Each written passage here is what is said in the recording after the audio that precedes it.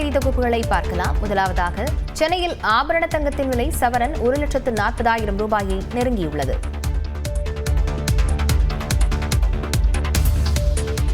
தங்கம் விலை இதுவரை இல்லாத வகையில் ஒரே நாளில் சவரனுக்கு 9,520 ரூபாய் உயர்ந்து 1,35,000 ரூபாயை நெருங்கியுள்ளது. வெள்ளி விலையும் வரலாறு காணாத வகையில் உயர்ந்துள்ளது. தங்கத்தின் விலை தினமும் புதிய உச்சத்தை தொட்டு வருகிறது. இந்நிலையில் வியாழக்கிழமையும் தங்கம் மற்றும் வெள்ளி விலை அதிரடியாக உயர்ந்துள்ளது. ஒரு சவரன் தங்கத்தின் விலை 9,520 ரூபாய் உயர்ந்து 1,04,400 ரூபாய்க்கு விற்பனை செய்யப்படுகிறது. 1 கிராம் தங்கத்தின் விலை ஒரே நாளில் 1,190 ரூபாய் உயர்ந்து 16,800 ரூபாய்க்கு விற்பனையாகிறது. 10 நாட்களில் தங்கத்தின் விலை சவரனுக்கு 23,200 ரூபாய் உயர்ந்துள்ளது. 2026ஆம் ஆண்டு தொடங்கி இன்னும் ஒரு மாதம் கூட முடியாத நிலையில் 34,880 ரூபாய் வரை சவரன் தங்கத்தின் விலை உயர்வை கண்டுள்ளது. வெள்ளி விலையும் ஒரே நாளில் கிராமுக்கு 25 ரூபாய் அதிகரித்துள்ளது. 1 கிராம் 425 ரூபாய்க்கு விற்பனை செய்யப்படுகிறது. 1 கிலோ வெள்ளியின் விலை 4,25,000 ரூபாயாக உள்ளது. தங்கத்தின் விலை கடந்த சில நாட்களாகவே தொடர்ந்து உயர்ந்து வருகிறது. நடப்பாண்டு தொடக்கத்தில் ஒரு சவரன் தங்கத்தின் விலை 99,520 ரூபாயாக இருந்தது. இந்நிலையில் 5ஆம் தேதி 1,02,000 ரூபாயை கடந்த ஒரு சவரன் தங்கத்தின் விலை 10ஆம் தேதி 1,03,000 ரூபாயை கடந்தது. அடுத்த 5 நாட்களில் 1,06,000 ரூபாயை கடந்த தங்கத்தின் விலை 21ஆம் தேதி 1,15,320 ரூபாயாக உயர்ந்தது. அடுத்த 5 நாட்களில், அதாவது ஜனவரி 26ஆம் தேதியன்று 1,20,000 ரூபாய்க்கு விற்கப்பட்டது. இந்நிலையில் வியாழக்கிழமை 1,34,400 ரூபாயாக ஒரு சவரன் தங்கம் விலை உயர்ந்துள்ளது. மேலும் கடந்த ஓராண்டாகவே தினசரி உயர்வு என்பது பெரிய அளவில் உள்ளது. அதாவது கடந்த ஆண்டு ஏப்ரல் 22ஆம் தேதி ஒரு சவரன் தங்கத்தின் விலை ஒரே நாளில் 2,200 ரூபாய் கூடியது. ஜூன் மாதத்திலும் உச்சபட்சமாக 13ஆம் தேதி சவரன் தங்கத்தின் விலை ஒரே நாளில் 1,560 ரூபாய் அதிகரித்தது. டிசம்பர் 12ஆம் தேதி ஒரே நாளில் 2,560 ரூபாய் உயர்ந்து 98,960 ரூபாய்க்கு விற்பனை செய்யப்பட்டது. நடப்பாண்டு தொடங்கியது முதல் பல நாட்கள் தங்கத்தின் விலை அதிரடி உயர்வை கண்டது. கடந்த 21ஆம் தேதி 4,120 ரூபாய் அதிகரித்தது. புதன்கிழமை 5,200 ரூபாய் உயர்ந்த ஒரு சவரன் தங்கத்தின் விலை வியாழக்கிழமை இதுவரை இல்லாத அளவாக ஒரே நாளில் 9,520 ரூபாய் அதிகரித்தது. வரலாறு காணாத விலை உயர்வால் திருமணம், காதுகுத்து போன்ற விசேஷங்களுக்கு 1 கிராம் தங்கத்தை கூட வாங்க முடியாத நிலை இருப்பதாக நகை வாங்குவோர் வேதனை தெரிவித்துள்ளனர். தங்கங்கிறது நம்ம ஒரு பேப்பரில் எழுதி வேணா வச்சுக்கலாமே தவிர தங்கத்தை வாங்குற அளவுக்கு இப்போ எந்த ஒரு நடுத்தர மக்கள் இல்லை, வசதியானவங்க கொண்டுமே கஷ்டப்பட்டு தான் செய்கிறாங்க. வாங்க நாங்கள் எப்படி கட்டி கொடுக்க முடியும்? சாதாரணமாக 40 பவுன் ஓடுதியலாம், 50 பவுன் ஓடுதியலாம். அங்கங்கே ஒரு கூலி வேலை பார்க்குறவங்க கூட நாங்கள் என்ன செய்ய முடியும்? நாளைக்கு பேத்திக்கு மொட்டை எடுக்கணும், 1 கிராம் எடுக்கிறதுக்கு எங்களால் முடியலை. எங்களுக்கு நாங்கள்லாம் சீர் செஞ்சுருக்கிறோம், ஆனால் திருப்பி எங்களுக்கு யாரும் சீர் செய்ய மாட்டாங்க. சரி, நகை விலை தான் எச்சாயிடுச்சுன்னு பார்த்தா வெள்ளி விலையாவது எடுக்கலான்னு பார்த்தா வெள்ளியும் விலை எச்சா போயிட்டே இருக்குதுங்க. கனவு மாதிரி ஆயிரும் போல். 1 கிராமே 15,000 ரூபாய்க்கு விற்கிது. அமெரிக்கா மற்றும் ஈரான் இடையே போர் மூண்டால் தங்கத்தின் விலை கணிக்க முடியாத அளவிற்கு உயரும் என்று சென்னை தங்கம் மற்றும் வைர நகை வியாபாரிகள் சங்க தலைவர் ஜெயந்திலால் சலானி தெரிவித்துள்ளார். இந்த வேகம் நிச்சயமாக இன்னும் அதிகமாக தான் இருக்கும். எவ்வளவு விலை உயரும் என்று முன்பெல்லாம் ஒரு கணித்து சொல்லலாம். இப்பொழுது கணித்து சொல்ல முடியாத அளவில் இதனுடைய விலை உயர்வுகள் இரண்டுடைய, அதாவது தங்கம் மற்றும் வெள்ளியுடைய விலை உயர்வுகள் இப்படிதான் இருக்கும். தங்கத்தின் விலை தொடர்ந்து உயர்ந்து கொண்டுதான் இருக்கும் என்றாலும் இடையில் சற்று குறைந்து மீண்டும் உயர வாய்ப்புள்ளது என்று பொருளாதார நிபுணர் ஆனந்த் ஸ்ரீனிவாசன் தெரிவித்துள்ளார். தொடர்ந்து ஒரு 1,000-2,000 ரூபாய் இறங்கிறதுக்கு வாய்ப்பு இருக்கு. எப்போதுமே ஒரு கமாடிட்டி மேலே ஏறிட்டுனா டக்குனு கீழே இறங்கிறதுக்கு இருக்கு. பட் என்ன கேட்டாங்கன்னா ஆபரண தங்கம் 12,500 கீழே போகாது. பட் 12,500 தங்கம் நிச்சயமா வருமானா சொல்ல முடியாது. தங்கத்தின் விலை வரலாறு காணாத உச்சத்தை தொட்டாலும் இந்தியர்கள், குறிப்பாக தமிழர்கள் தங்கத்தில் தொடர்ந்து முதலீடு செய்து வருவதாகவும் நாட்டில் இருக்கும் தங்கத்தில் 25% தமிழ்நாட்டு மக்களிடம்தான் உள்ளதாகவும் நகை வியாபாரிகள் சங்க பொதுச் செயலாளர் சாந்தகுமார் தெரிவித்தார். தமிழ்நாட்டில் வாக்காளர் பட்டியலில் பெயர் சேர்க்க பிப்ரவரி 9ஆம் தேதி வரை அவகாசம் நீட்டிக்கப்பட்டுள்ளது. தமிழ்நாட்டில் வாக்காளர் பட்டியலில் விடுபட்டவர்கள் தங்களது பெயர்களை சேர்க்க மேலும் 10 நாட்கள் அவகாசம் வழங்க தேர்தல் ஆணையத்திற்கு உச்சநீதிமன்றம் உத்தரவிட்டுள்ளது. தமிழ்நாட்டில் வாக்காளர் பட்டியலை சிறப்பு தீவிர திருத்த பணிகளுக்கு பின் டிசம்பர் 19ஆம் தேதி வரைவு வாக்காளர் பட்டியல் வெளியிடப்பட்டது. அதில் 5,46,76,757 வாக்காளர்கள் இடம்பெற்றிருந்தனர். 97,37,831 வாக்காளர்களின் பெயர்கள் பட்டியலில் இருந்து நீக்கப்பட்டன. வரைவு வாக்காளர் பட்டியலில் பெயர் நீக்கப்பட்டவர்கள் தங்களது பெயர்களை சேர்க்க ஜனவரி ஜனவரி 18ஆம் தேதி வரை அவகாசம் வழங்கப்பட்டது. பின்னர் இதனை மேலும் 12 நாட்கள் நீடித்து தேர்தல் ஆணையம் உத்தரவிட்டது. அதன்படி வாக்காளர் பட்டியலில் பெயர் சேர்ப்பதற்கான கால அவகாசம் இன்றுடன் முடிவடைகிறது. இந்நிலையில் தமிழ்நாட்டில் வாக்காளர் பட்டியலில் விடுபட்டவர்கள் தங்களது பெயர்களை சேர்க்க மேலும் 10 நாட்கள் அவகாசம் வழங்க தேர்தல் ஆணையத்திற்கு உச்சநீதிமன்றம் உத்தரவிட்டுள்ளது. திமுக சார்பில் உச்சநீதிமன்றத்தில் தாக்கல் செய்யப்பட்ட மனு மீது இந்த உத்தரவு பிறப்பிக்கப்பட்டுள்ளது. வாக்காளர் பட்டியலில் முரண்பாடுகள் உள்ளதாக கண்டறியப்பட்டவர்களின் பெயர்களை அந்தந்த கிராம பஞ்சாயத்து அலுவலகங்கள், தாலுகா அலுவலகங்களில் பொது பார்வைக்கு வைக்க வேண்டும் என்றும் உச்சநீதிமன்றம் உத்தரவிட்டுள்ளது. பட்டியலில் பெயர் இல்லாதவர்களும் விண்ணப்பிக்கலாம்.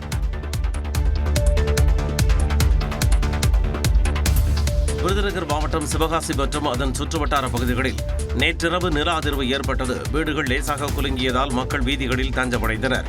ஹை வால்யூம்ல ஏதோ ஹோம் தியேட்டர் போட்ட மாதிரி ஒரே வைப்ரேஷன், பேஸ் வைப்ரேஷன் அப்படியே காலுக்குள்ள கூடி போன மாதிரி இருந்துச்சு. சிவகாசி சுற்றுவட்டார பகுதிகளில் நேற்று இரவு 9:06 மணி அளவில் திடீரென நில அதிர்வு ஏற்பட்டது.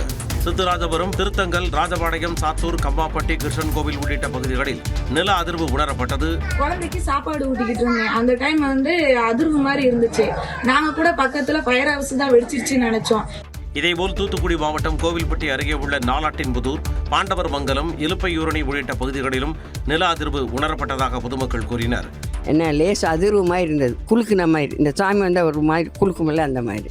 இந்நிலையில் விருதுநகர் மாவட்டத்தின் சில பகுதிகளில் ரிக்டர் அளவுகோலில் 3 புள்ளிகள் அளவில் நில அதிர்வு ஏற்பட்டதாக தேசிய நிலநடுக்க ஆய்வக மையம் உறுதிப்படுத்தியுள்ளது.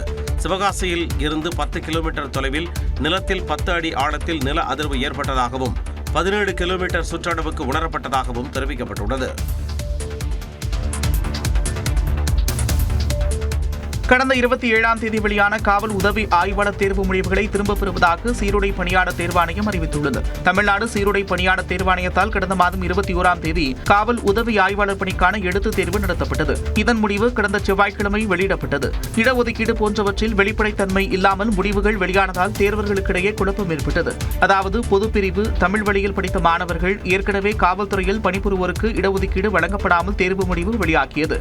மேலும் தேர்வாணையம் அறிவித்த பாடத்திட்டத்தை தவிர்த்து மாற்று பாடத்திட்டத்திலிருந்து விடைக்குறிப்புகள் வெளியிடப்பட்டதாகவும் தேர்வர்கள் குற்றம் சாட்டினர். இந்நிலையில் தேர்வு முடிவுகளை திரும்பப் பெறுவதாக தமிழ்நாடு சீருடை பணியாளர் தேர்வாணையம் தெரிவித்துள்ளது. மென்பொருள் பிழையால் முடிவுகளில் தவறு ஏற்பட்டுள்ளதாகவும் உதவி ஆய்வாளர் தேர்வு முடிவுகள் விரைவில் அறிவிக்கப்படும் என்றும் சீருடை பணியாளர் தேர்வாணையம் விளக்கமளித்துள்ளது. குடியரசு தின நிகழ்ச்சிகளில் பங்கேற்ற படை வீரர்கள் வண்ணமிகு அணிவகுப்புக்கு பிறகு பாசறைக்கு திரும்பினர்.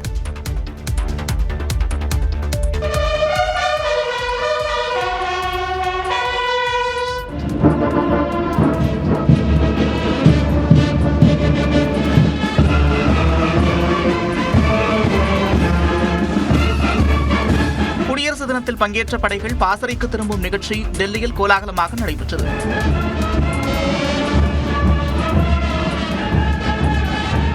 டெல்லி விஜய் சவுக் பகுதியில் நடந்த நிகழ்ச்சியில் ராணுவ வீரர்கள் அழகுற அணிவகுத்துடன் இசைமலையில் நனைய வைத்தனர்.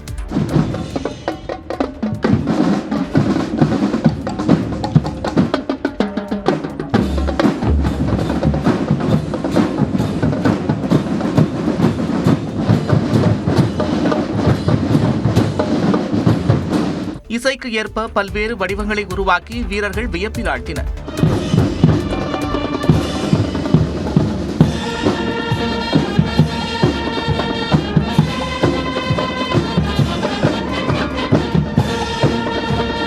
இந்த நிகழ்ச்சியில் குடியரசுத் தலைவர் திரௌபதி முர்மு, குடியரசு துணைத் தலைவர் சி.பி. ராதாகிருஷ்ணன், பிரதமர் நரேந்திர மோடி உள்ளிட்டோர் பங்கேற்றனர்.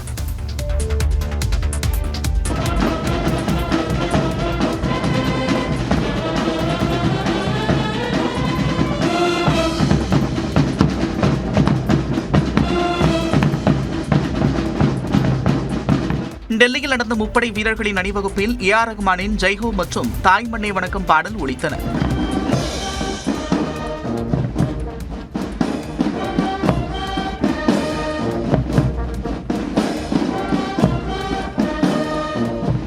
(2025) மகளிர் கிரிக்கெட் உலகக்கோப்பை வெற்றியை கொண்டாடும் வகையிலும் வீரர்கள் அணிவகுத்தது பலரையும் கவர்ந்தது.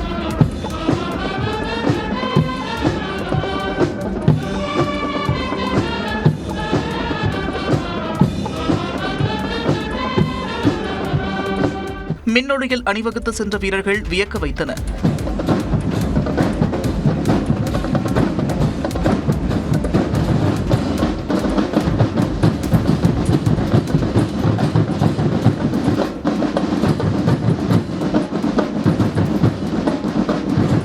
இந்த நிகழ்ச்சியை ஏராளமான மக்கள் கண்டு ரசித்தனர்.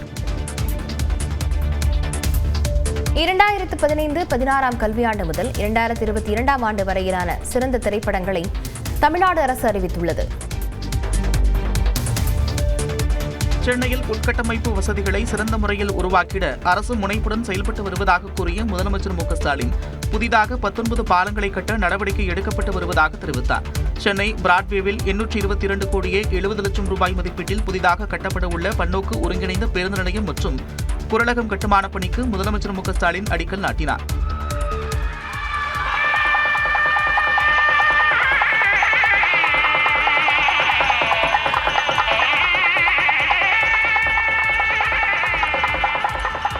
அதனைத் தொடர்ந்து திருவிக நகரில் 21 கோடியே 50 லட்சம் ரூபாயில் கட்டப்பட்டுள்ள அம்பேத்கர் திருமண மாளிகையை முதலமைச்சர் திறந்து வைத்தார். விழாவில் பேசிய முதலமைச்சர் சென்னையில் புதிதாக 19 பாலங்கள் கட்டப்பட உள்ளதாக தெரிவித்தார். 2015 செயற்கை வெள்ளம், அது சாதாரணமாக இல்லை, செயற்கையாக உருவாக்கப்பட்ட வெள்ளம் உங்களுக்கு தெரியும்.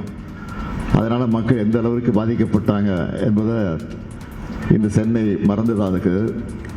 ஆனால் இன்னைக்கு இயற்கையாகவே சாதாரண மழையில் எவ்வளவு பெரிய மழை வந்தாலும் அதை சமாளிக்கிற ஆற்றல் இன்றைக்கு நம்முடைய சென்னை மாநகரத்தில் கிடைத்திருக்குதுன்னா, எப்படிப்பட்ட மழை வந்தாலும் சமாளிக்கும் வகையில் சென்னை சீரமைக்கப்பட்டுள்ளதாகவும் முதலமைச்சர் கூறினார்.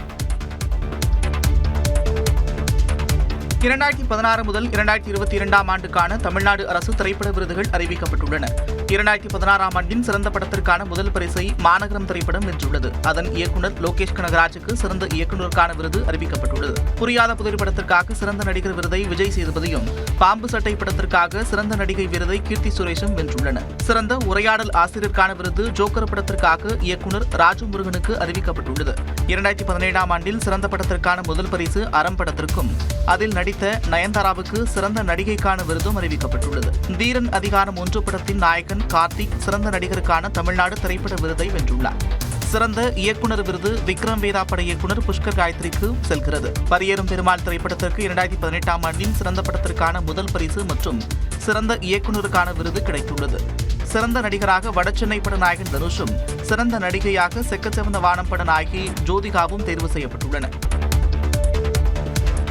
2019 ஆண்டு தமிழ்நாடு அரசின் சிறந்த திரைப்படத்திற்கான முதல் பரிசு அசுரனுக்கு அறிவிக்கப்பட்டுள்ளது.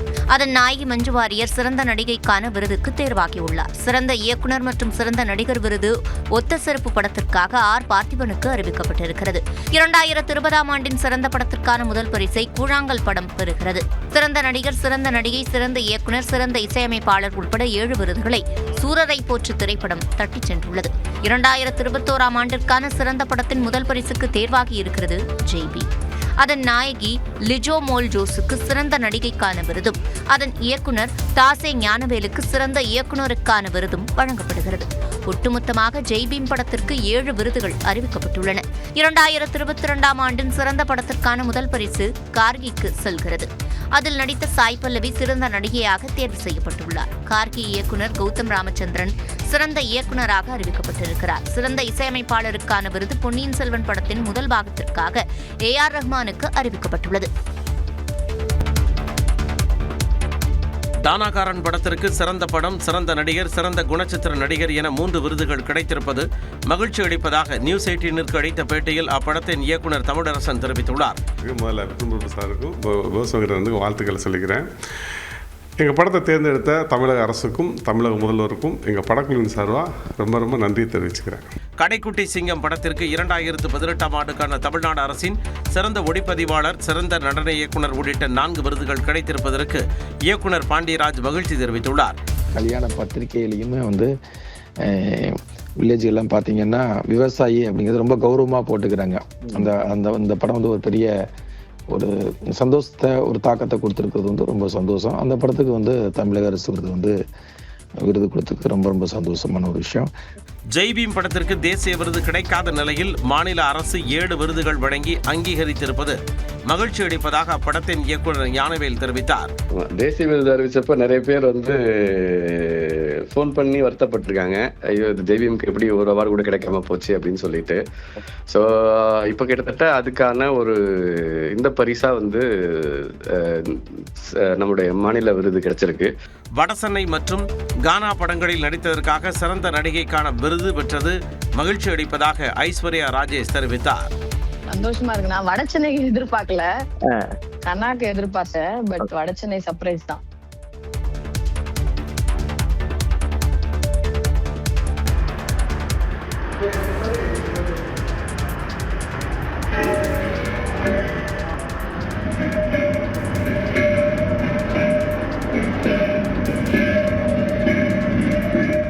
வேலூரில் திருமண மண்டபங்களில் சமையல் சிலிண்டர்களை குறிவைத்து நபர் ஒருவர் திருடும் சிசிடிவி காட்சிகளே இவை. வேலூரில் உள்ள திருமண மண்டபம் ஒன்றில் சமையல் செய்வதற்காக கொண்டுவரப்பட்டிருந்த சிலிண்டர் ஒன்று மாயமானது. இதனையடுத்து மண்டபத்தின் சிசிடிவி காட்சியை ஆய்வு செய்து பார்த்தபோது மர்ம நபர் ஒருவர் 2-வீலரில் வந்து சிலிண்டரை திருடிச் சென்றது தெரியவந்தது. செல்போனில் பேசிக்கொண்டே சிலிண்டரை உருட்டி தனது வாகனத்தில் எடுத்துச் சென்ற காட்சிகள் அதில் பதிவாகியுள்ளன.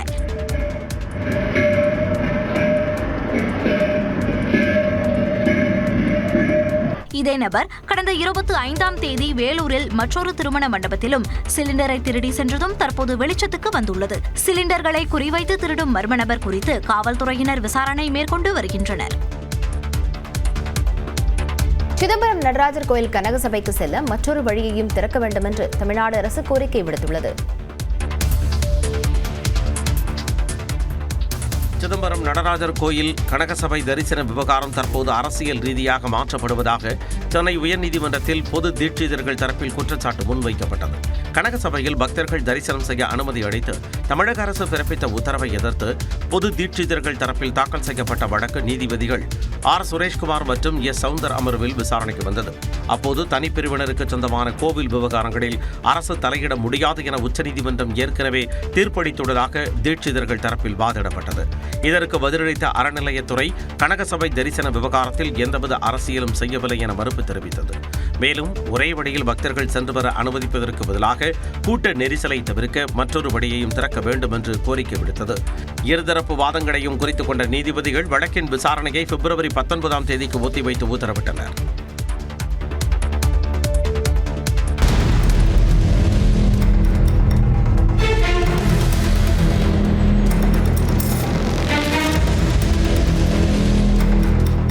அருகே தொழில் போட்டியில் எதிர்த்தரப்பினரை துப்பாக்கியை காட்டி மிரட்டிய அதிமுக நிர்வாகியை போலீசார் கைது செய்தனர். நடுவரப்பட்டு குழந்தைக்குப்பம் கிராமத்தைச் சேர்ந்த அதிமுக மேற்கொன்றிய விவசாய அணி துணை செயலாளர் கிருஷ்ணமூர்த்திக்கும் அதே பகுதியில் வசிக்கும் அதிமுக மேற்கொன்றிய செயலாளர் வினோத்திற்கும் இடையே செம்மண் கிராவல் குவாரி தொழிலில் போட்டி நிலவியதாக கூறப்படுகிறது. இது தொடர்பாக செம்மண் கிராவல் குவாரியில் பேச்சுவார்த்தை நடத்திய போது இருதரப்புக்கும் இடையே வாக்குவாதம் ஏற்பட்டதாக தெரிகிறது. அப்போது கிருஷ்ணமூர்த்தியின் மகன் கோபால் தான் வைத்திருந்த துப்பாக்கியை காட்டி வினோத் உள்ளிட்டோரை மிரட்டியுள்ளார்.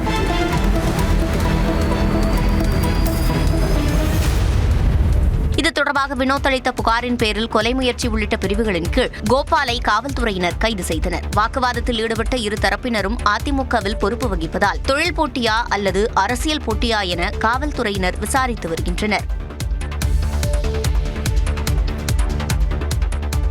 யாருக்காக உயிரிழந்தார்கள்? அவரை காணத அவருடைய கூட்டத்தை அவருடைய பேச்சை கேட்பதற்காக வந்த கூட்டம். என்ன பண்ணியிருக்கோம்? நேரடியாக அங்கே போயிருக்கோம். நாங்களாம் ஓடல. இந்த குடும்பம் எந்த நிலையில் இருக்கோம்? அவர்களுக்கு எங்களால் முடிந்த ஆறுதல் சொல்லலாம். அந்த ஆறுதல் கூட உங்களால் சொல்ல முடியலையே. அவரை கட்சி நடத்தி என்ன செய்ய போறீங்க? கருத்துயரம் தொடர்பாக விஜயை விமர்சித்து எடப்பாடி பழனிசாமி கூறிய கருத்துக்களே இவை. சேலம் ஓமலூரில் செய்தியாளர்களை சந்தித்த அவர் மக்களுக்கு எந்த சேவையும் செய்யாமல் திரைத்துறையில் பல்லாயிரம் கோடி ரூபாய் வருமானத்தை விஜய் ஈட்டி வந்ததாக விமர்சித்தார். நாங்கள் தான் இதுவரைக்கும் மக்களுக்கு குரல் கொடுத்துட்டு இருக்கிறோம். இந்த ஆட்சி எழுத்து கூட பேச முடியல. அது வரைக்கும் திரைப்படத்தில் நடிச்சுட்டு தான் இருந்தாரு. இப்பதான் வெளியில் வந்திருக்கிறாரு. அனுபவமின்றி ஆட்சி நடத்த முடியாது என்றும் எடப்பாடி பழனிசாமி கூறினார். டெல்லிக்கு சென்று கெஞ்சும் நிலைக்கு திமுக வந்துவிட்டதாக அதிமுக பொதுச் செயலாளர் எடப்பாடி பழனிசாமி தெரிவித்துள்ளார். சேலம் மாவட்டம் ஓமலூரில் செய்தியாளர்களை சந்தித்த அவர் திமுக கூட்டணியில் குழப்பம் தொடங்கிவிட்டதாக கூறினார். கனிமொழி அவர்கள் போறாங்க, அங்க போய் என்ன பண்றாங்க? ராகுல் காந்தி சந்திக்கிறாங்க. இதுக்காக சந்திக்கிறாங்க. எங்களை தான் சொன்னாங்க, எடப்பாடி பழனிசாமி டெல்லிக்கு அடிமைனாங்க. யார் அடிமை? நாங்கள் அடிமை இல்லை, திராவிட முன்னேற்ற கழகம் தான் அடிமை. இன்னைக்கு அங்கே போய் கெஞ்சிக்கின்ற நிலவிக்கு வந்துட்டு திமுக. தேமுதிகவுடன் கூட்டணி பேச்சுவார்த்தை தொடங்கவில்லை என்றும் அவர் விளக்கம் அளித்தார். சார் இன்னும் தொடங்கல சார். யார் சொல்லியிருக்கிறாங்க?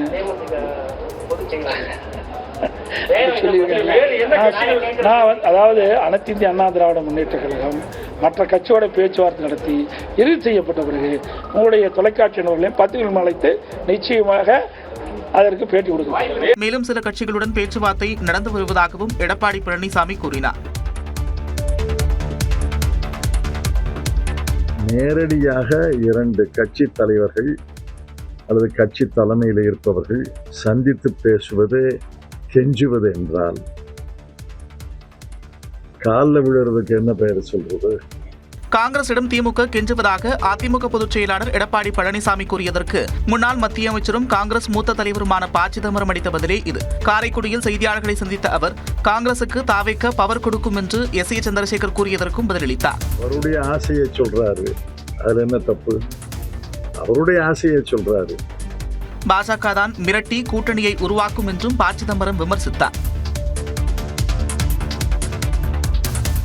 அதிமுகவில் மீண்டும் இணைந்து கொள்ள தயாராக இருப்பதாக ஓ. பன்னீர்செல்வம் கூறியிருந்த நிலையில் அவரை மீண்டும் சேர்க்க வாய்ப்பே இல்லை என்று எடப்பாடி பழனிசாமி திட்டவட்டமாக தெரிவித்துள்ளார்.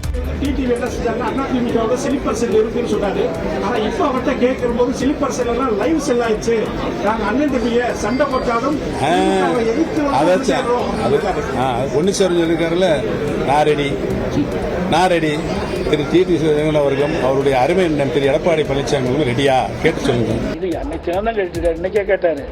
4 வருஷமா கேட்டு தான் இருக்காரு.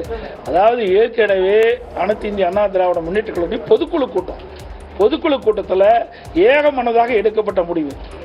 திரு ஓபிஎஸ் அவர்கள் அடிப்படை உறுப்பினர் நீக்கப்பட்டு விட்டார். நடவடிக்கை எடுக்கப்பட்டிருக்கிறது. அதனால அந்த கட்சியில் சேர்த்துவதற்கு எந்தவித வாய்ப்பும் இல்லை சார். இது அடிப்படை நல்லா புரிஞ்சுக்குது. பொதுக்குழு எடுக்கப்பட்ட முடிவு, ஒரு பொதுச்சாலை எடுக்கப்பட்ட முடிவு இல்லை. தற்போது மக்களவைத் தேர்தல் நடந்தால் முடிவு என்னவாக இருக்கும் என இந்தியா டுடே கருத்து கணிப்பு தெரிவித்துள்ளது.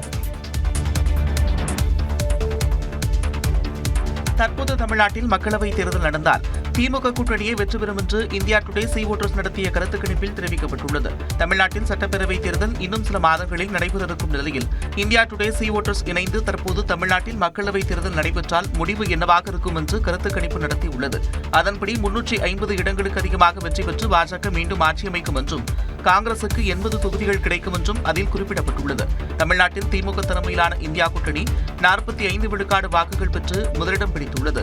கடந்த மக்களவைத் தேர்தலில் இந்தியா கூட்டணி 47 விழுக்காடு பெற்ற நிலையில் தற்போது வாக்கு சதவீதம் 2 விழுக்காடு வரை சரியலாம் என்றும் தெரிவிக்கப்பட்டுள்ளது. கடந்த மக்களவைத் தேர்தலில் அதிமுக கூட்டணி பாஜக கூட்டணி இணைந்து 41% வாக்குகள் பெற்ற நிலையில் தற்போது இரு கட்சிகள் இணைந்து தேர்தலை சந்தித்தாலும் அதன் வாக்கு சதவீதம் 33 விழுக்காடு மட்டுமே இருக்கும் என்றும் கணிக்கப்பட்டுள்ளது. அதே நேரம் விஜயின் தமிழக வெற்றிக் கழகம் கட்சி 15 விழுக்காடு வாக்குகளை பெறும் என்றும் தெரிவிக்கப்பட்டுள்ளது. இதன் மூலம் தாவேக கட்சியால் அதிமுக பாஜக கூட்டணியின் வாக்கு சதவீதம் குறைய இருப்பது தெரியவந்துள்ளது. மக்களவைத் தேர்தல் நடந்தால் தமிழ்நாட்டில் இந்தியா கூட்டணி அமோக வெற்றி பெறும் என்றும் இந்தியா டுடே சி ஓட்டர்ஸ் நடத்திய கருத்து கணிப்பில் தெரிவித்திருக்கும் நிலையில் சட்டப்பேரவைத் தேர்தலிலும் இதே முடிவு எதிரொலிக்கலாம் என்றும் அரசியல் நிபுணர்கள் தெரிவிக்கின்றனர். இந்நிலையில் இந்தியா டுடேவின் கருத்து கணிப்பு திராவிட மாடல் 2.0 அரசை உறுதி செய்வதாக திமுக மகளிர் அணியின் எக்ஸ் பக்கத்தில் தெரிவிக்கப்பட்டுள்ளது.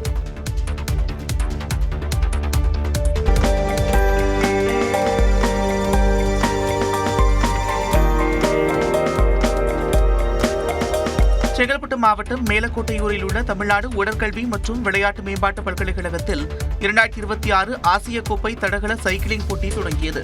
தமிழ்நாடு துணை முதலமைச்சர் உதயநிதி ஸ்டாலின் கொடியசைத்து போட்டியை அதிகாரப்பூர்வமாக தொடங்கி வைத்தார். 3 நாட்கள் நடைபெறும் இந்த போட்டியில் India, Indonesia, Singapore, Kazakhstan, Philippines, Lithuania உள்ளிட்ட 11 நாடுகளைச் சேர்ந்த 135 வீரர்கள் கலந்து கொண்டு திறமைகளை வெளிப்படுத்த உள்ளனர்.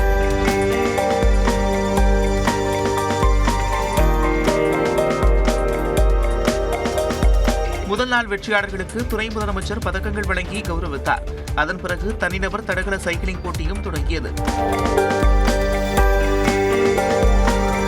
இந்த ஆசிய கோப்பை போட்டி தமிழ்நாட்டில் சைக்கிளிங் விளையாட்டை மேம்படுத்தும் முக்கிய அங்கமாக அமைகிறது.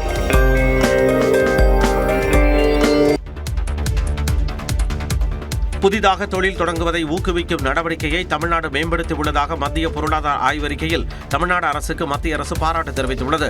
நாட்டின் உற்பத்தி துறையில் தமிழ்நாடு, கர்நாடகா, தெலுங்கானா, மராட்டியம் உள்ளிட்ட மாநிலங்கள் 40% பங்கு வகிக்கின்றன என்றும் அதிநவீன தொழில்நுட்பம், IT, நிதி போன்ற துறைகளின் வளர்ச்சி தென் மாநிலங்களில் அதிக அளவில் உள்ளதாகவும் பொருளாதார ஆய்வறிக்கையில் தெரிவிக்கப்பட்டுள்ளது. உற்பத்தி துறையில் வேலைவாய்ப்பில் நாட்டிலேயே தமிழ்நாடு முதலிடத்தில் உள்ளதாகவும் நாட்டின் உற்பத்தி துறையில் அதிகபட்சமாக 15% ஊழியர்கள் தமிழ்நாட்டில்தான் உள்ளதாகவும் குறிப்பிடப்பட்டுள்ளது. நாட்டின் ஆலை தொழிலாளர்களில் 60% பேர் தமிழ்நாடு உட்பட 7 மாநிலங்களில் உள்ளதாகவும் நாட்டில் பெரும் தொழிற்சாலைகள் அதிகம் உள்ள முதல் 8 மாநிலங்களில் தமிழ்நாடும் ஒன்று என்றும் பொருளாதார ஆய்வறிக்கையில் தெரிவிக்கப்பட்டுள்ளது. பெண்கள் வேலைவாய்ப்பை பெருக்கும் திட்டங்களை தீட்ட தமிழ்நாடு மற்ற மாநிலங்களுக்கு முன்னோடியாக உள்ளதாகவும் மத்திய அரசு பாராட்டியுள்ளது. பெண்களுக்கான பாதுகாப்பான சூழலை உருவாக்கி வேலை வாய்ப்பை பெருக்க நினைக்கும் மாநிலங்களுக்கு தமிழ்நாடு அரசின் தோழி விடுதி திட்டம் மிகச்சிறந்த எடுத்துக்காட்டு என்று மத்திய அரசு கூறியுள்ளது. எங்களுக்கு நேற்று கல்யாண வேதிக்காக திருமணம் நடந்துச்சு. கல்யாணத்துக்கு முன்னாடி நாங்கள் ஃபோட்டோ எடுத்துருந்தோம். அது எங்களுக்கு தெரியாது அங்கே எடுக்கக்கூடாது அப்படின்ட்டு. அதுக்கு நாங்கள் மன்னிப்பு தெரிவிச்சுக்கிறோம். திருப்பதி ஏழுமலையான் கோவில் முன்பு பக்தர்கள் முகம் சுளிக்கும் வகையில் போட்டோ ஷூட் நடத்தியதற்காக மன்னிப்பு கேட்டு புதுமண தம்பதியினர் வெளியிட்ட வீடியோ தான் இது. திருவண்ணாமலையைச் சேர்ந்த திருமால் மற்றும் காயத்ரி ஆகியோருக்கு திருப்பதி திருமலையில் உள்ள மண்டபத்தில் திருமணம் நடைபெற்றது. அதற்கு முன்னதாக புதுமண ஜோடி ஏழுமலையான் கோவில் முன்பு உள்ள காலியிடத்தில் போட்டோ ஷூட் நடத்தியுள்ளனர். அப்போது திருமால் தனது வருங்கால மனைவிக்கு நெற்றியில் முத்தமிடுவது போன்று போட்டோ ஷூட் நடத்தியுள்ளனர். விதிகளையும் தடையையும் மீறிய இந்த செயல் சக பக்தர்களை முகம் சுளிக்க வைத்தது. இந்நிலையில் அந்த புதுமண தம்பதி நடைபெற்ற தவறுக்கு மன்னிப்பு கேட்டு வீடியோ வெளியிட்டுள்ளனர். அந்த மாதிரிலாம் இது பண்ண மாட்டோம். அந்த வீடியோ ஃபோட்டோ எல்லாமே நாங்கள் டெலீட் பண்ணிட்டோம். நாங்கள் இதுக்கு பிராச்சித்தமாக ஸ்ரீவாரி சேவா நாங்கள் பண்ணுறோம். எல்லாரும் மன்னிச்சிடுங்க. ஏழுமலையான் கோவில் பகுதி முழுவதும் 1600 அதிநவீன CCTV கேமராக்கள் பொருத்தப்பட்டு கண்காணிக்கப்பட்டு வரும் நிலையில் நிபந்தனைகளை மீறி புதுமண தம்பதி போட்டோ ஷூட் நடத்தியதை முன்கூட்டியே கண்டறிந்து தடுக்க முடியாமல் போனது ஏன் என்று கேள்வி எழுந்துள்ளது. விமான விபத்தில் உயிரிழந்த மகாராஷ்டிர துணை முதலமைச்சர் அஜித் பவாரின் உடல் முழு அரசு மரியாதையுடன் தகனம் செய்யப்பட்டது. மும்பையிலிருந்து பாராமதிக்கு சென்றபோது விமான விபத்தில் உயிரிழந்த அஜித் பவாரின் உடல் அவரது சொந்த ஊரான கட்டேவாடிக்கு கொண்டு செல்லப்பட்டது. பின்னர் அங்கிருந்து பாராமதியில் உள்ள வித்யா பிராட்டிஸ்தான் மைதானத்திற்கு கொண்டு செல்லப்பட்டது. அவருக்கு அஞ்சலி செலுத்த லட்சக்கணக்கானோர் குவிந்தனர்.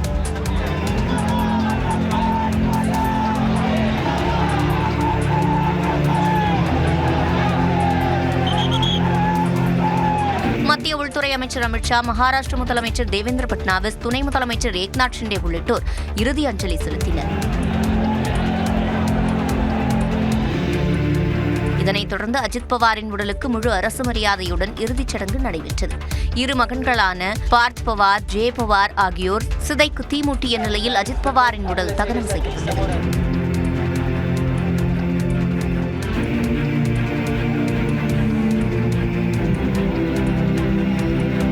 மகாராஷ்டிர மாநிலத்தில் 3 நாட்கள் துக்கம் அனுசரிக்கப்படும் என அறிவிக்கப்பட்டது.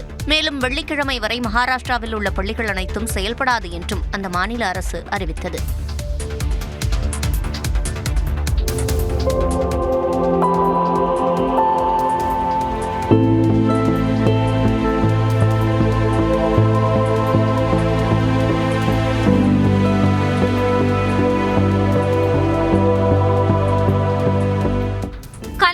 விருந்து படைக்கும் இந்த கழுகு பார்வை காட்சிகள் மணாலியில் எடுக்கப்பட்டவை.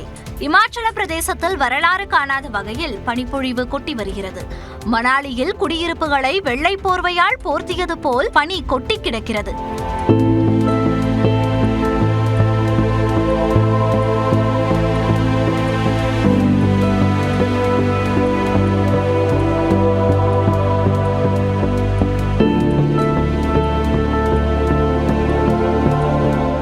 ஜம்மு காஷ்மீரில் ஸ்ரீநகர், கந்தர்பால் உள்ளிட்ட இடங்களில் பனிப்பொழிவை காண சுற்றுலா பயணிகள் ஆர்வமுடன் குவிகின்றனர். உத்தராகண்ட் மாநிலம் ஹரித்வாரிலும் காலை வேளையில் பனிமூட்டம் நிலவியதால் பொதுமக்கள் மற்றும் வாகன ஓட்டிகள் சற்று அவதிக்குள்ளாகினர்.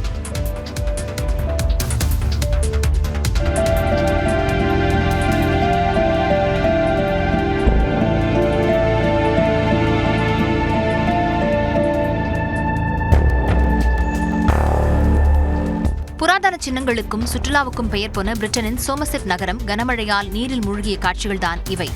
ஐரோப்பா அருகே உருவான சந்திரா புயல் கரையை கடந்த நிலையில் பிரிட்டன் உள்ளிட்ட நாடுகள் கடும் பாதிப்புகளை சந்தித்துள்ளன. பிரிட்டன் தலைநகர் லண்டனிலும் அயர்லாந்து உள்ளிட்ட நாடுகளிலும் கனமழை கொட்டி தீர்த்தது. அயர்லாந்தின் டப்ளின் நகரில் குடியிருப்புகளை வெள்ளம் சூழ்ந்தது.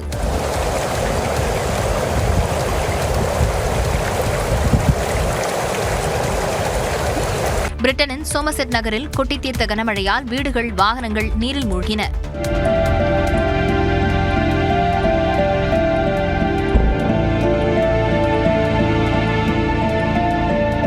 மேற்கு கோக்கர், டவுன்டவுன், மட்ஃபர்ட், மேற்கு கேமல் உள்ளிட்ட பல்வேறு பகுதிகளில் வெள்ளம் புகுந்த நிலையில் மீட்புப் பணிகள் தீவிரமாக நடைபெற்றன. படத்தில் ஆக்சுவலாக சொல்ல போனால் எங்கள் எல்லாரும் நாங்கள்லாம் பார்த்த வேலை ஒரு 5% தான். ரகுமான் சார் பார்த்த வேலை 95% அவரோட ஒர்க் வந்து அவ்வளோ பிரமாதம். காந்தி டாக்ஸ் திரைப்படம் குறித்து நடிகர் விஜய் சேதுபதி கூறியவையே இது. வசனங்களின்றி முழுக்க முழுக்க காட்சி மொழியால் உருவாக்கியுள்ள காந்தி டாக்ஸ் படத்தில் விஜய் சேதுபதி, அரவிந்த் சாமி, அதித்திராவ் ஹைதரி உள்ளிட்டோர் நடித்துள்ளனர். இந்த படக்குழுவின் செய்தியாளர் சந்திப்பு சென்னை வடபழனியில் நடைபெற்றது. அப்போது நடிகராக திறமையை வெளிப்படுத்த நல்ல தளம் என்பதால் ஆசையோடு நடித்ததாக விஜய் சேதுபதி கூறினார்.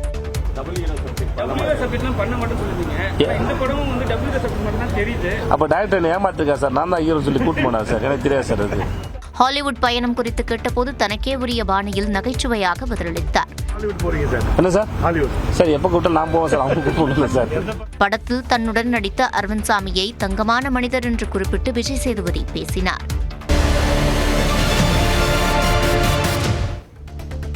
நான்-ஸ்டாப் மார்னிங் பிரைம் டைமில் முக்கியமான மாவட்ட செய்திகளை விரைவு செய்திகளாக பார்க்கலாம்.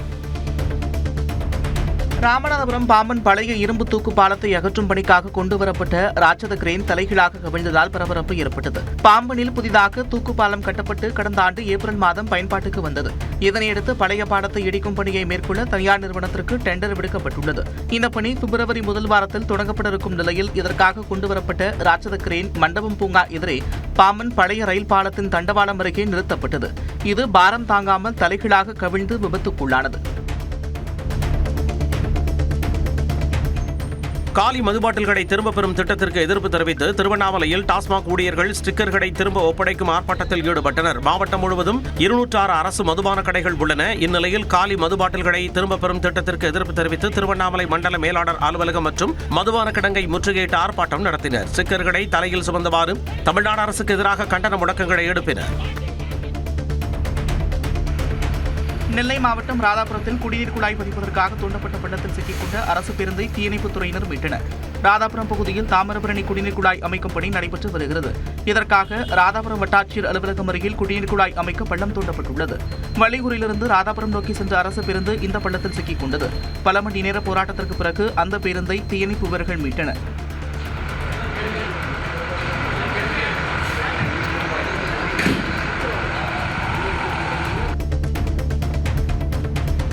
அரியலூர் ரயில் நிலையத்தில் ஓடும் ரயிலில் ஏறியபோது தடுமாறிய பெண்ணை ரயில்வே காவலர் துரிதமாக செயல்பட்டு காப்பாற்றினார். விழுப்புரத்திலிருந்து திருச்சி செல்லும் பயணிகள் ரயில் புறப்பட்டபோது இளம்பெண் ஒருவர் அதில் ஏறினார். அப்போது நிலை தடுமாறிய அவரை ரயில்வே காவலர் தாங்கி பிடித்து ரயிலின் உள்ளே தள்ளி காப்பாற்றினார்.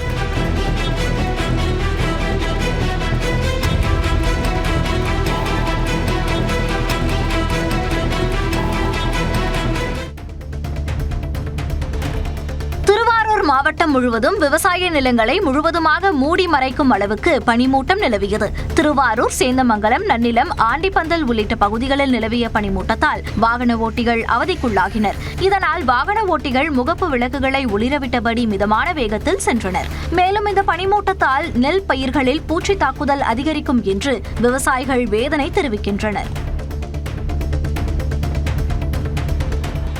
கடும் பனிமூட்டம் மற்றும் பூச்சி தாக்குதல் காரணமாக மாப்பூக்கள் கருகி வருவதால் கிருஷ்ணகிரி மாவட்டத்தில் இந்த ஆண்டும் மா விளைச்சல் பெருமளவு பாதிக்கப்பட்டுள்ளது. கடந்த 5 ஆண்டுகளாக தொடர் நஷ்டம் ஏற்பட்டதால் கிருஷ்ணகிரி மாவட்டத்தில் ஆண்டுதோறும் 45,000 ஹெக்டராக இருந்த மா விவசாயம் 32,000 ஹெக்டராக குறைந்துள்ளது. இந்த நிலையில் இந்த ஆண்டும் பனிமூட்டம் அதிகமாக உள்ளதால் பல ஆயிரம் ரூபாய் செலவு செய்து மருந்து அடிக்கும் மாப்பூக்கள் கருகி வருகின்றன. இதன் காரணமாக மா விளைச்சல் பெருமளவு பாதிக்கப்படும் என்று விவசாயிகள் கூறுகின்றனர்.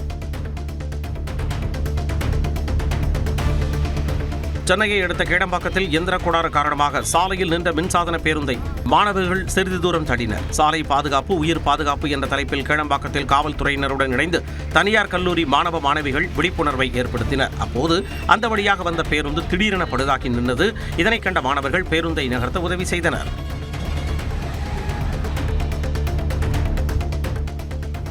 செங்கல்பட்டு மாவட்டம் திருப்போரூரில் கந்தசாமி கோவிலுக்கு சொந்தமான நிலங்களை மீட்க சென்ற அரசு அதிகாரிகளுடன் பொதுமக்கள் வாக்குவாதத்தில் ஈடுபட்டனர்.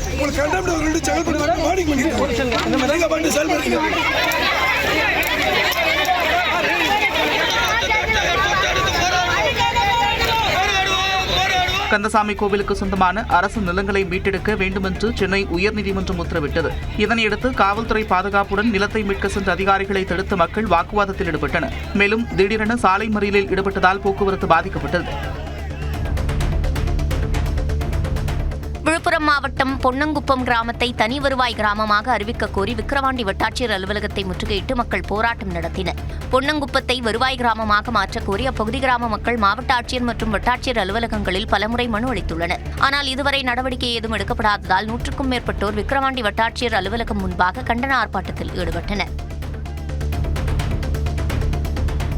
கோவையில் சாலையின் மையப்பகுதியில் நின்று சண்டையிட்டுக் கொண்ட தனியார் மற்றும் அரசு பேருந்து ஊழியர்களால் போக்குவரத்து நெரிசல் ஏற்பட்டு ஆம்புலன்ஸ் கூட செல்ல முடியாத நிலை ஏற்பட்டது. அவினாசி சாலையில் ஹோப் காலேஜ் பகுதியில் சிங்காநல்லூரை நோக்கி திரும்பும் இடத்தில் அரசு பேருந்தும் தனியார் மினி பேருந்தும் ஒன்றையொன்று முந்திச் செல்ல முயன்றன.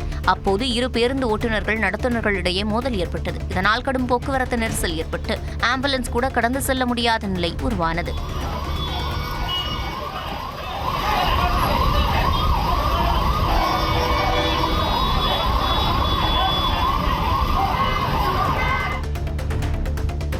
சேலத்தில் மாநகராட்சி கூட்டத்தில் எதிர்க்கட்சித் தலைவரை பேசவிடாமல் திமுக கவுன்சிலர்கள் அமளியில் ஈடுபட்டதாக கூறி அதிமுக கவுன்சிலர்கள் தர்ணாவில் ஈடுபட்டனர். சேலம் மாநகராட்சி கூட்டம் மேயர் ராமச்சந்திரன் தலைமையில் நடைபெற்றது.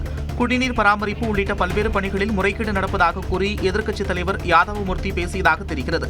அப்போது அவரை முழுமையாக பேசவிடாமல் திமுக கவுன்சிலர்கள் வாக்குவாதத்தில் ஈடுபட்டதால் பரபரப்பு நிலவியது. கிருஷ்ணகிரி மாவட்டம் ஓசூர் அருகே 900 ஆண்டுகள் பழமையான சோழர்கள் கால சிவன் கோயில் கண்டுபிடிக்கப்பட்டுள்ளது. மக்கள் செல்வதற்கு அச்சப்படும் வகையில் புதர்மண்டி கிடந்த இந்த கோயில் ஜெயலட்சுமி என்ற ஆசிரியை மூலம் வெளி உலகிற்கு தெரியவந்துள்ளது. அதிலிருந்த சிவலிங்கத்தை மர்ம நபர்கள் திருடிச் சென்றுள்ள நிலையில் அழிவின் விளிம்பில் இருக்கும் இந்த கோயிலை சீரமைத்து வரலாற்றை மீட்டுருவாக்கம் செய்ய வேண்டும் எனவும் நினைவு சின்னமாக மாற்றி பாதுகாக்க வேண்டும் எனவும் அப்பகுதி மக்கள் கோரிக்கை விடுத்துள்ளனர். தமிழ்நாடு அளவில் சிறந்த காவல் நிலையமாக தேர்வு செய்யப்பட்ட மேட்டுப்பாளையம் காவல் நிலையத்தை பள்ளி மாணவர்கள் பார்வையிட்டு காவல் அதிகாரிகளுடன் கலந்துரையாடினர். குற்ற ஆவணங்களை சிறப்பாக பராமரித்தல், புகார்களின் மீது உடனுக்குடன் நடவடிக்கை உள்ளிட்ட காரணங்களால் தமிழ்நாட்டின் சிறந்த காவல் நிலையமாக மேட்டுப்பாளையம் காவல் நிலையம் தேர்வானது. சென்னையில் நடைபெற்ற குடியரசு தின விழாவில் இதற்கான விருது வழங்கப்பட்டது. இந்நிலையில் மேட்டுப்பாளையம் காவல் ஆய்வாளர் சின்ன காமனிடம் பூங்கொத்து வழங்கி மாணவர்கள் வாழ்த்து தெரிவித்தனர். சேலத்தில் 3வது நாளாக நடைபெற்ற 2ஆம் நிலை காவலர்களுக்கான உடல் தகுதி தேர்வில் 400க்கும் மேற்பட்டோர் பங்கேற்றனர். சேலம் மாவட்டத்தில் 2ஆம் நிலை காவலர்களை தேர்வு செய்வதற்கான எழுத்துத் தேர்வில் தேர்ச்சி பெற்றவர்களுக்கு கடந்த 27ஆம் தேதி முதல் சேலம் குமாரசாமிப்பட்டி ஆயுதப்படை மைதானத்தில் உடல் தகுதி தேர்வு நடைபெற்று வருகிறது. கயிறு ஏறுதல், நீளம் தாண்டுதல், 400 மீட்டர் ஓட்டம் உள்ளிட்ட போட்டிகள் நடத்தப்பட்டன.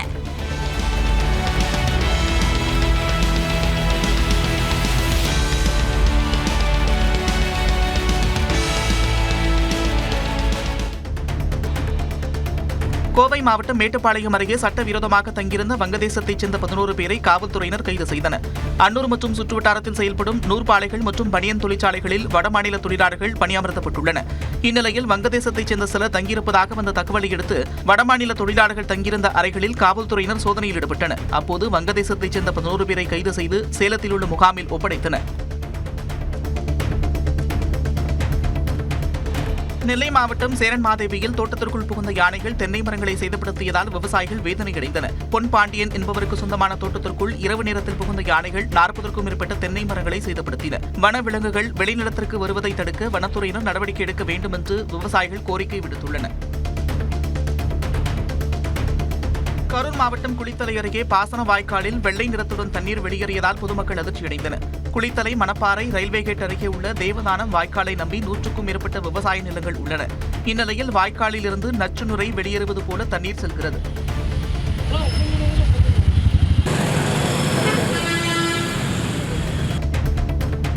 அரியலூர் மாவட்டம் செந்துறை அடுத்த நந்தியங்குடி காட்டில் கதண்டுகள் கடித்து 10க்கும் மேற்பட்டோர் காயமடைந்தனர். சோழன்குடிக்காடு RS மாத்தூர் செல்லும் வழியில் உள்ள புளிய மரத்தில் கதண்டுகள் கூடு கட்டியுள்ளன.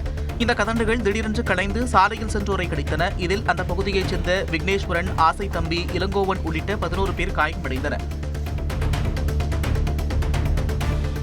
வேலூர் மாவட்டம் பேரணாம்பட்டு அருகே தெருநாய்கள் கடித்ததில் சிறுவர் சிறுமியர் 3 பேர் பலத்த காயமடைந்தனர். குப்பமேடு பகுதி தெருவில் விளையாடிக் கொண்டிருந்த 14 வயது முகம்மது தபசீர், 6 வயதுடைய உம்மேஹானி, சாஹிரா ஆகிய 3 குழந்தைகளை தெருநாய்கள் விரட்டி கடித்தன. இதில் பலத்த காயமடைந்த 3 பேரும் பேரணாம்பட்டு அரசு மருத்துவமனையில் சிகிச்சை பெற்று வருகின்றனர். பிரசித்தி பெற்ற திருத்தணி முருகன் கோவிலில் கடந்த 24 நாட்களில் 1,25,00,000 ரூபாயை பக்தர்கள் காணிக்கையாக செலுத்தியுள்ளனர். கோவிலில் உள்ள தேவர் மண்டபத்தில் உண்டியல் காணிக்கை என்னும் பணி நடைபெற்றது. 1,25,86,026 ரூபாய் பக்தர்கள் காணிக்கையாக செலுத்தினர். மேலும் 351 கிராம் தங்கம், 4,700 கிராம் வெள்ளி ஆகியவை காணிக்கையாக வந்துள்ளதாக கோவில் நிர்வாகம் தெரிவித்துள்ளது. திண்டுக்கல் மாவட்டம் ஒட்டஞ்சத்திரத்தில் தைப்பூசத்திற்கு செல்லும் பக்தர்களின் கூட்டம் அதிகரித்து காணப்பட்டது. தைப்பூச திருவிழாவுக்கு இன்னும் 2 நாட்களே உள்ள நிலையில் பல்வேறு பகுதிகளில் இருந்து பழனி முருகன் கோவிலுக்கு பாத யாத்திரையாக பக்தர்கள் வந்த வண்ணம் உள்ளனர். குறிப்பாக முதுகுளத்தூரில் இருந்து 200க்கும் மேற்பட்ட பக்தர்கள் குடும்பத்துடன் காவடி எடுத்துச் சென்றனர்.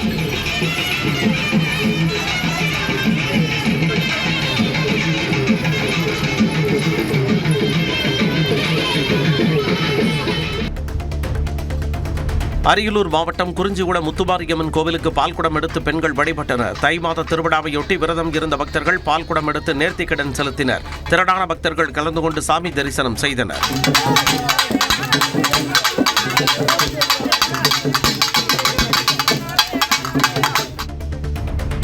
நெல் பயிருக்கு வறட்சி நிவாரணம் மற்றும் உரிய இழப்பீடு வழங்க கோரி ராமநாதபுரம் மாவட்டம் முதுகுளத்தூர் வட்டாட்சியர் அலுவலகத்தை முற்றுகையிட்டு விவசாயிகள் ஆர்ப்பாட்டத்தில் ஈடுபட்டனர். கீழக்குளம், மேலக்குளம், மேல முதுகுளத்தூர் உள்ளிட்ட 10 வருவாய் கிராமங்களில் 7,500 ஹெக்டேரில் பயிரிடப்பட்டிருந்த நெற்பயிர்கள் மழையால் பதறாகி உள்ளதாக கூறப்படுகிறது.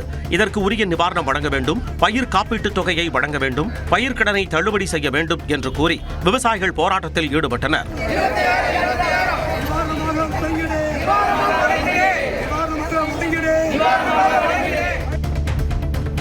சேலம் மாநகராட்சி அலுவலகத்தில் அம்பேத்கர் படத்தை வைக்க வலியுறுத்தி மேயர் இருக்கை முன்பு அமர்ந்து விடுதலை சிறுத்தைகள் கட்சியைச் சேர்ந்த மாமன்ற உறுப்பினர் போராட்டத்தில் ஈடுபட்டார். விடுதலை சிறுத்தைகள் கட்சியைச் சேர்ந்த 44வது வார்டு கவுன்சிலர் இமயவரம்பன் குடியரசு தின விழாவிலும் அம்பேத்கருக்கு மரியாதை செலுத்தவில்லை என்று குற்றம் சாட்டி போராட்டம் நடத்தினார். விரைவில் நடவடிக்கை எடுக்கப்படும் என்று மேயர் ராமச்சந்திரன் மற்றும் ஆணையர் இளங்கோவன் ஆகியோர் உறுதியளித்ததால் இமயவரம்பன் போராட்டத்தை கைவிட்டு இருக்கைக்கு சென்றார்.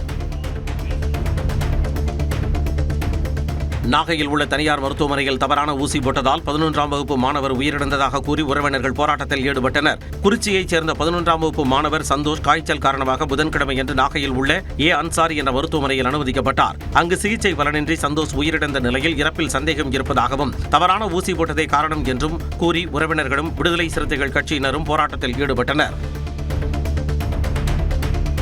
திருப்பத்தூர் மாவட்டம் ஆம்பூர் நாகநாத சுவாமி கோவிலில் திருத்தேருக்கு குடமுழுக்கு விழா நடைபெற்றது. முன்னதாக கோவில் வளாகத்தில் கோபூஜை, யாகசாலை பூஜை, கணபதி ஹோமம் உள்ளிட்டவை நடைபெற்றன. அதனைத் தொடர்ந்து வேத மந்திரங்கள் முழங்க தேர் கலசத்தின் மீது புனித நீர் தெளிக்கப்பட்டு குடமுழுக்கு நடைபெற்றது. திரளான பக்தர்கள் கலந்து கொண்டு சாமி தரிசனம் செய்தனர்.